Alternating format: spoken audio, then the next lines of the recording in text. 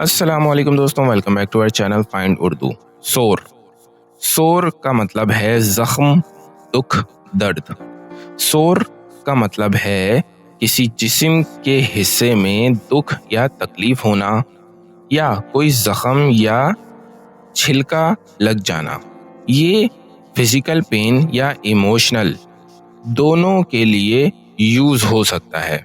अगर कोई चीज बहुत सेंसिटिव हो और दुख दे रही हो तो कहा जाता है कि वो सोर है। His throat was sore after shouting all day। पूरा दिन चिल्लाने के बाद उसका गला दर्द कर रहा था।